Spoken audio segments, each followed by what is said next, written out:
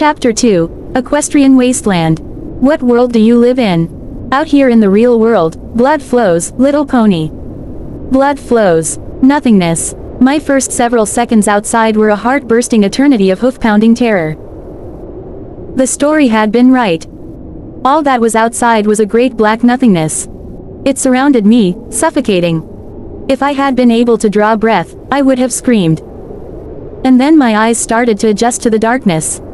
I began to calm, gasping, feeling weak and not just a little foolish. In my defense, I had never experienced night before. Not really. Sure, I'd always turned off the lights before curling into bed, but that darkness was small, confined to my little room. And there was always the glow from under the door. The hall lights of Stable 2 were eternal. This was different. A cool air, quite unlike anything within the stable, tickled my coat and chilled my skin beneath. It bore smells that were dank and rotting, dusty and alien. I could hear the sounds of night insects, creaking of wood and a far-off sloshing. But I was struck more by what I couldn't hear. The constant low hum of the stable's generators and the ever-present high whine of the lights were gone, so powerful in their absence that I first mistook the outside as silent. I could feel dirt and broken stone beneath my hooves, so unlike the smooth and sterile floors I had trotted all my life. And though I could not see much or far, I could see further than I had ever seen before, and there were no walls to mark the end of the room. I was staring into a horizontal abyss that stretched out from me in every direction. An entirely new panic began to form within me. My hind legs went out from under me and I sat, stunned. I turned my gaze to the ground, breathing deeply, thanking it not only for holding me up, but being a visual endpoint. Then I made the mistake of looking up into the sky, and the absolute endless upness of it sent my head spinning and my stomach lurching. Great masses of clouds rolled over most of the sky, but there were gaps through which soft light poured, and through those I could see the up went on forever. Insanely, I thought of the clouds as a great net, made to catch me if I fell from the earth into the yawning gulf above, but if I slipped through the holes, I would just fall up forever. I clenched my eyes shut and tried to keep from vomiting. The fear and queasiness was intense but passing. Once my faculties returned, I began to notice those things that had escaped me in my initial panic. The surrounding terrain was becoming evident. The world around me did not stretch out evenly, the ground heaved and rolled, hills creeping towards mountains. The earth was punctured by the up-thrusting black fingers of long-dead trees. Along distant hilltops, I could see the swaying, leaf-shrouded branches of healthier woods, but the living trees near Stable 2 were few, scattered and sickly. Second, I noticed that my pip-buck was flashing with a host of alerts. The map maker was already beginning to do its work on my new and unfamiliar surroundings, and to my surprise had already pulled a label from the ether, Sweet Apple Acres. Turning around to get my bearings, my eyes were drawn to the large, hollowed husk of what I assumed had once been a magnificent house. Now, it creaked and swayed in the breeze as if threatening to collapse. Looking to my pip-buck again, I noticed that it was picking up several radio transmissions. The radio broadcast from Stable 2 was dark, but new stations had taken its place. My heart leapt, for it was the first indication that there might be pony life out here after all. I nudged my pip-buck to start playing the first station on the list. Still sealed up. There is no way inside. My son, he ate one of the apples from those damned apple trees up near the stable, and now he's terribly sick. Too sick to move. We've holed up in the cistern near the old memorial. We're running out of food and medical supplies. Please, if any pony hears this, help us. Message repeats. Hello. Is there any pony out there? Please, we need help. I was bringing my family to the stable up near Sweet Apple Acres when we were attacked by raiders. Only my son and I survived. We made it to the stable, but it's still sealed up. There is no way inside. My son, he ate one of the apples from those damned apple trees up near the stable, and now he's terribly sick. Too sick to move. We've holed up in the cistern near the old memorial. We're running out of food and medical supplies. Please, if any pony hears this, help us. Message repeats. Hello. A voice was filled with a terrible resignation, as if the pony had already given up hope and was just going through the motions. Shaken, I turned it off. I didn't think I could bear to hear it again. That is when I noticed the soft ticking from my pip-buck. Checking it over, I discovered that its radiation detector, a feature I had never known to be used, had self-activated. The cute little rainbow dial had always been planted firmly in the green. It was still there, but edging discreetly towards the yellow. I couldn't just stand here beside what had long ago been the door to a simple apple cellar for the rest of my life. Well, I could, but it would be a relatively short and miserable life.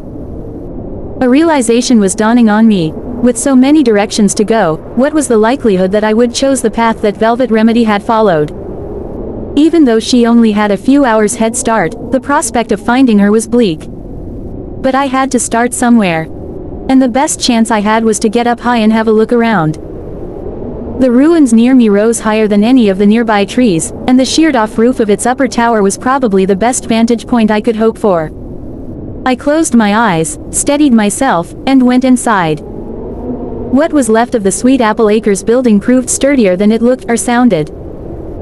It was also almost barren. Anything of value that had survived had been looted, leaving only scraps that nobody wanted but that time itself seemed unable to erase. Rusted shoes, boxes of soaps for cleaning dresses that no longer existed, a pitchfork with a shattered handle, a rake. I began up the stairs. My eyes were alerted to a feeble glow, the soft green color of a poisoned apple, bathing the room above. The glow came from the screen of an old terminal, a device of arcane science identical to the ones used throughout Stable 2. It seemed miraculous that it still worked after centuries on the outside. When Stable Tech built something, they built it to last. Curiosity lured me to it, and my wonder was quickly replaced with understanding. It was no coincidence that this particular terminal was live, for on it was a fresh message. To any pony who has left Stable 2 in search of me. Please, go home. I am doing what I have to do. The Overmare understands, even if she can never agree, and I hope one day you will too. I will not be back. Do not look for me. Do not endanger yourself further for my sake. Please forgive me. Velvet Remedy. I searched the terminal for more, but all the other messages were ancient and corrupted save for one. And that one had a rather unique encryption, something I had heard of but never seen before, a binary encryption such that in order to decrypt it, I would first have to download the message into my pipbook from both the terminal which had been used to send it and the one upon which it was received. Having nothing better to do with the vast amounts of storage my pipbook was capable of, I downloaded it. In reality, I knew that the chances that I would ever come across the companion terminal, much less that it would be functional, were overwhelmingly against me. Nor did I have any reason to believe a message centuries old would be of any significance. More importantly, I now had to face that outside was my new home. Even if I found Velvet Remedy, it was unlikely that she would accompany me back. I'll admit, I had been subtly entertaining a fantasy where the Overmare would be so delighted with Velvet's return that she would embrace us both back into the herd. Maybe even throw me a party. Now, I was forced to admit how foolish that vision was. Thinking upon this made my head fill with black clouds. But as I reached the top of the ruins and looked out over the wasteland, a bright light, feeble as it was, flickered in that darkness. Just as the light from the campfire, not half an hour's trot distant, poked an orange hole in the night. As I approached the circle of firelight, I knew something was off. Something about the way the dusty beige unicorn was laying on his mat of straw, legs curled up under him. Some tenseness in his body language. But it wasn't until I stepped hoof into the light and got a good look, a warm hello, dying on my lips, that I saw he was gagged, and caught the glint of the flames against a few expose links in the chains binding his hoofs. Well, looky here. Walked up all nice and pleasant, didn't she? A large earth pony emerged from the shadows of a nearby rock. His hoofs clacked metallically against the rocky ground, shod in cruelly spiked pony shoes. Two more ponies slid out of hiding on opposite sides, one another earth pony holding a shovel whose blade had been lethally sharpened, the other a unicorn whose glowing horn levitated towards me, a short instrument of wood and metal with two barrels. Each pony wore barding made from thick hide. Much like Night, I had never seen a firearm before, save for pictures in books. But those books were more than explicit enough for me to recognize the mortal threat. The bound unicorn on the mat shook his head with a sad yet derisive look and began trying to scrape the gag away with a forehoof, no longer making effort to keep the chains secret. The 3 ponies menacing me spared him only the occasional glance. Might as well have trussed herself up for us, the gun-wielding unicorn snickered. Then, addressing me, you wouldn't mind, would you? Laughter. And another unicorn too. She'll fetch a pretty price, this one. Fetch a price for what? And from whom? The one holding the shovel spear in his mouth mumbled something incomprehensible. Then, apparently deciding the gun was sufficient deterrent, spat out his weapon and reiterated, by the go. I mean, look at her. I think she's taken a bath. I was suddenly and bizarrely aware of how filthy all 4 of the ponies were, and how foul they smelled. I managed to cover a gag with a sneeze. What's going on? I asked. Of the emotions battling for supremacy in my head, confusion had clawed its way to victory. The captive unicorn finally succeeded in pulling the filthy gag free. There Slavers, you idiot. Monterey Jack, the dirty beige unicorn with dour expression and a cutie mark that looked like cheese, followed behind me as we trudged alongside our captors, walking a broken path that once was a road. My legs were in chains, making walking difficult and anything more speedy than a trot impossible. My pip-buck had stymied the Slavers' efforts to bind my forelegs, eventually forcing them to chain me above the knees. Had the one with the shovel spear not been holding its point dangerously against my throat, the other 2 would have gotten a few hoofs to tender places for their efforts. As it was, they made short work of me. I was not gagged, but Monterey had convinced me early that unnecessary chatter from the slaves to be would likely result in the loss of my tongue. Not that I had much to say to these brutes anyway aside from my repertoire of colorful metaphors. I didn't expect they would answer my questions, even if my tongue should survive the asking, and they were being chatty enough with each other to suffice. Hate that fart, grumbled the earth pony through the spear clenched in his teeth. Well then, if you would just learn to swim, we could take the long way, couldn't we? Suggested the unicorn with poisoned sweetness. Hate fuffin' sweffy. By his smell, decidedly more pungent than the others, I guessed he just hated water in general. How about you stop complaining and I'll let you sample one of the slaves before we get to the forest. Their leader, the earth pony named Cracker with the spiked shoes and a cutie mark that looked suspiciously like a whip or maybe a snake, turned back towards Monterey and I with a filthy smile. I looked away. They laughed. Through their disgusting dialogue, I could hear a liquid sound ahead. Not like a burbling water fountain but closer to a sloughing muck. And something else. A distant sound, getting closer. Music. Yes, music. Slightly tinny yet triumphant. Regal. I couldn't put my hoof on exactly what feeling the music was trying to inspire, but it was brightly out of place. Cracker took note of my expression and smirked. You look like you've never heard that before. What, did you live your life in a stable? If you're hoping for the cavalry, that ain't it, Philly. That's just one of those sprite bots. The music cut out with a sharp twang. The unicorn slaver, sawed off, trotted ahead a bit, peering down the path ahead. Turning back to the rest of us, he smirked. Think one of the radigators got it. Cracker suggested it flew into some pony's booby trap. The other earth pony suggested a mouthful of spear-mangled mumbling. The unicorn turned forward again and the glow from his horn illuminated the machine, a metal ball about the size of a foal's head floating on 4 silently flapping wings, hovering silently right in front of his face. No arcane science this, I could tell, it was pure earth pony engineering. Fuck. Sawed-off leapt back a full pony's length in surprise. Then swung his shotgun to bear and fired it at the sprite bot. The sound was like a metal plate falling from the ceiling, and it echoed through the night-darkened hills. Sparks specked the metal ball as it was peppered with scattershot. It let out an electric whine and darted into the darkness. The unicorn almost took off after it, but Cracker's voice cut the distance between them. That's enough, sawed off. Save your ammo. Damn it, I hate when they pull that stealthy shit. It's a flying fucking radio, it's not supposed to sneak up on ponies. My ears were burning from the free flow of crude profanity, but I didn't mind. I was mulling over what I had just seen. Idiot, muttered Monterey Jack under his breath. They heard that all the way in Ponyville. Unlike my fellow slave, I was pleased to have witnessed the unicorn firing off his weapon. Because now I knew how it worked. What kind of damned fool, Monterey grumbled, announces his presence this close to raider territory. A river slithered across our path, its waters slipping and oozing along its banks, half stagnant. The water lapped and sucked at the supports of a bridge, making the wet sounds I had been hearing. Beyond the bridge lurked the shattered remains of a pre-war town. The bridge was a maze of barricades. Dark shadows of ponies moved about it. Briefly I may have made the mistake of hoping for rescue, but my eyes were drawn to the spiked poles that lined the bridge, and the still rotting heads of decapitated ponies that adorned two of them.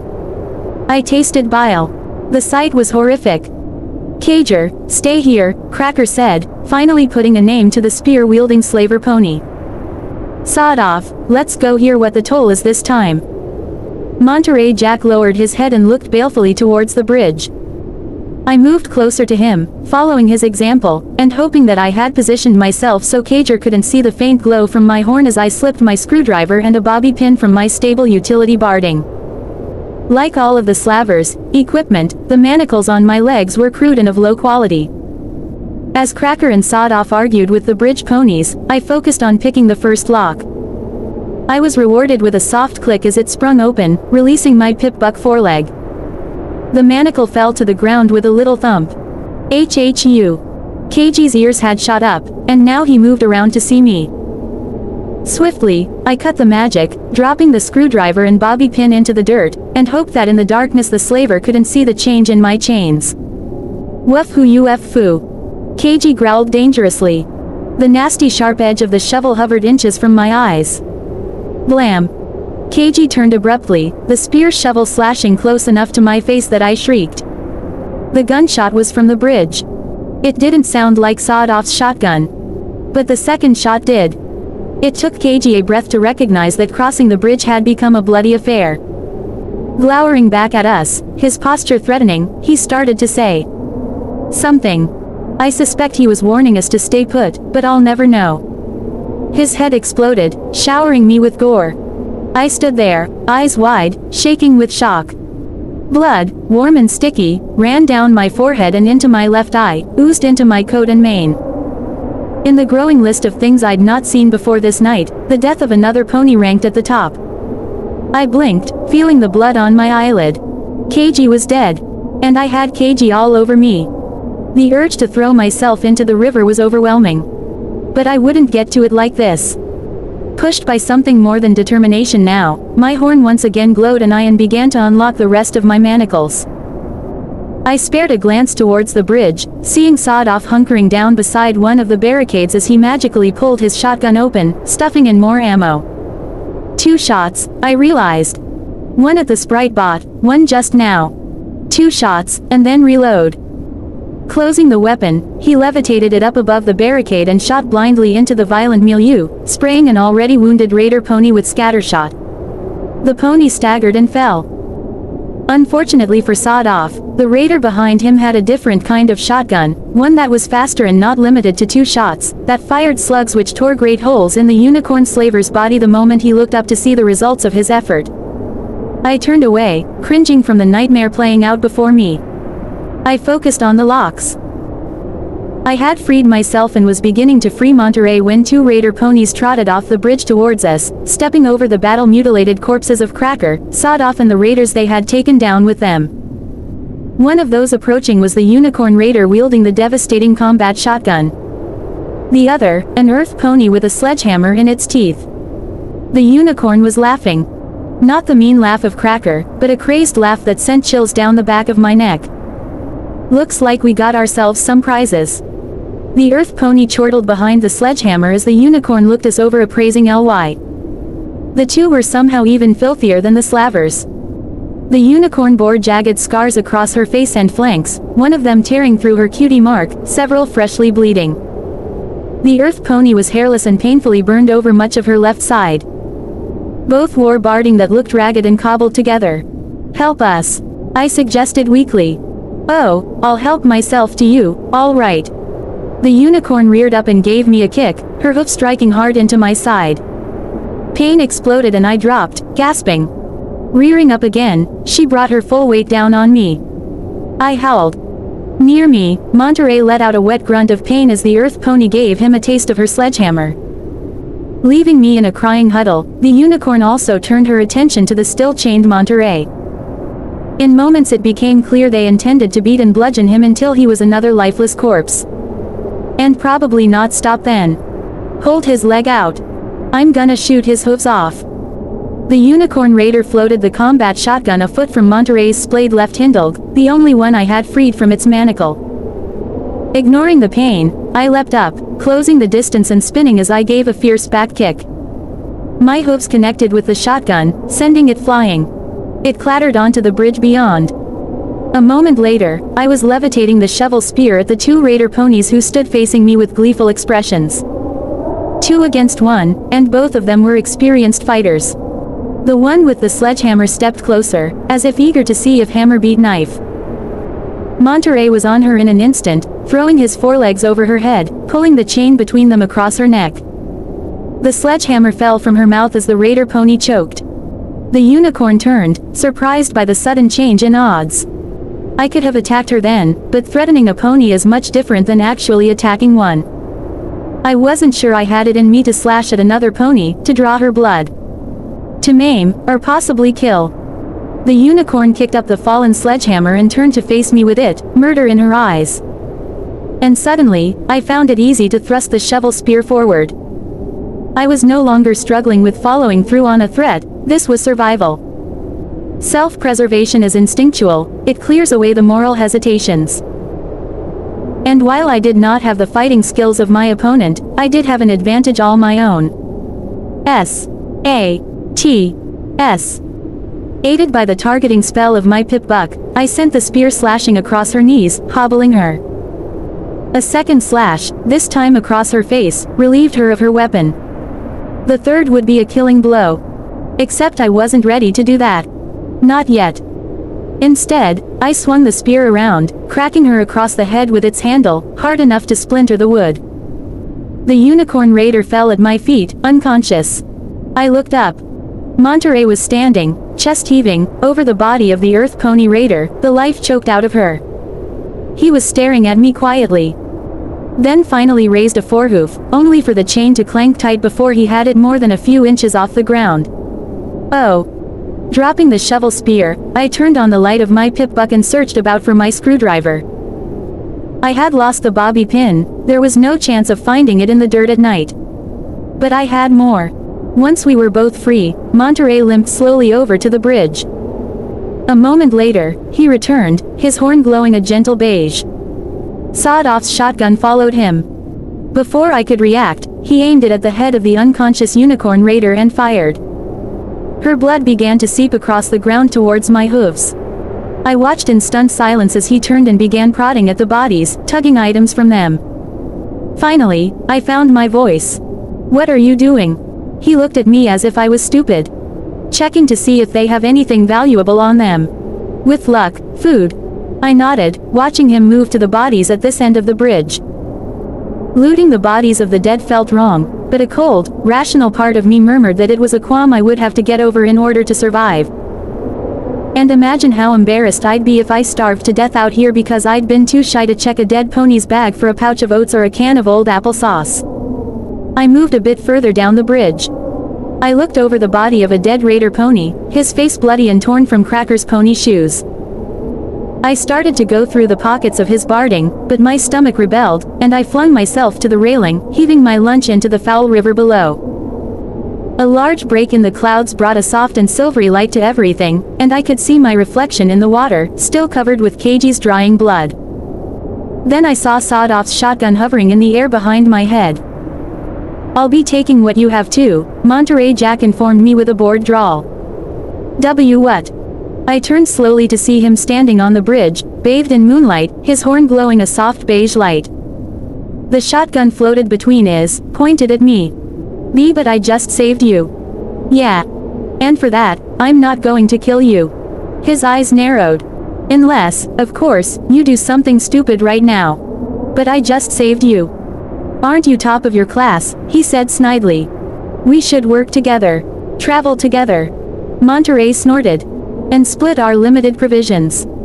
Go to sleep with one eye open each night, hoping to catch you when you try to stab me in the back." "No thanks." My righteous disbelief stopped short of denial. Suddenly, I was so very weary. Nodding, I lowered my head and let my 2 canteens slip free. I then backed up so he could approach them. I turned my head to start unclasping my saddle bags. I saw it on the bridge just beyond my tail. Turning back to Monterey, my own horn was glowing. And the combat shotgun whipped into the air. For a long moment, we stood there, 2 unicorn ponies on a bridge, surrounded by bodies, shotguns floating between us, aimed at each other. Moonlight shone down on us from the break in the clouds. Monterey Jack broke the silence. "You're not going to use that. I saw you spare that raider.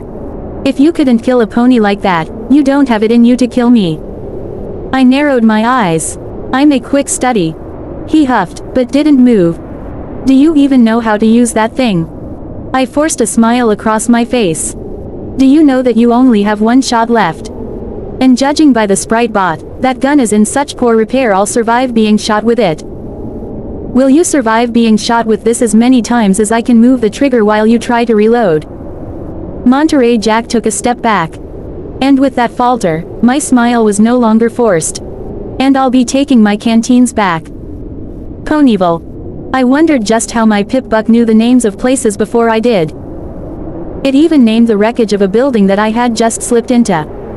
Ponyville was raider territory.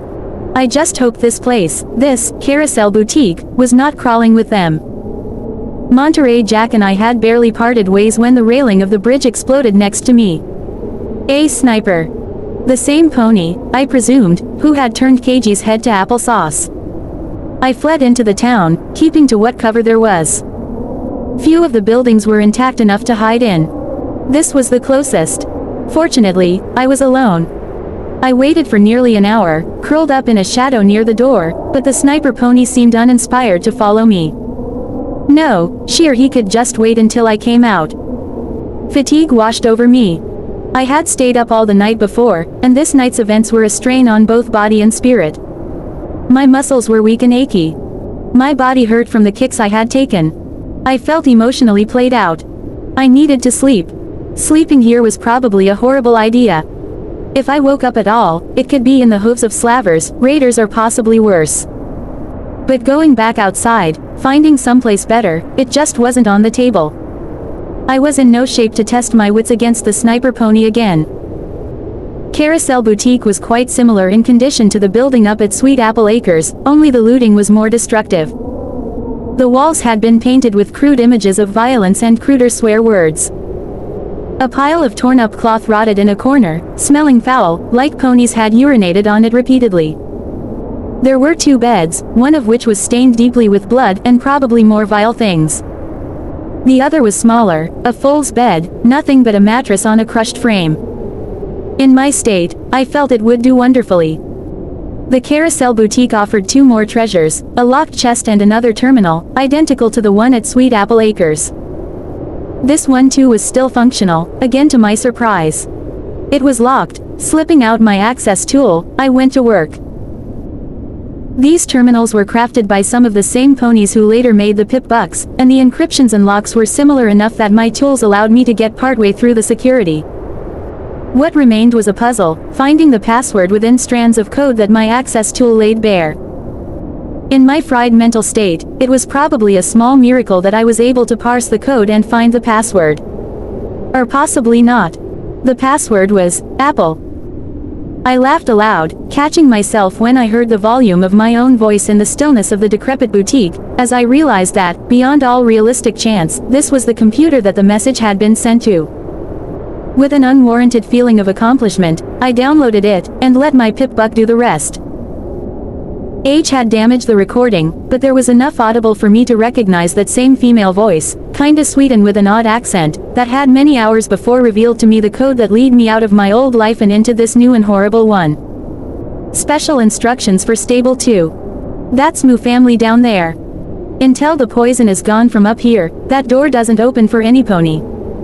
The voice faded in and out of static. No, you hate this, Sweetie Belle, but you're an overmare now. The overmare of the most important stable in all of Equestria. I need you to do this for me. To keep them safe.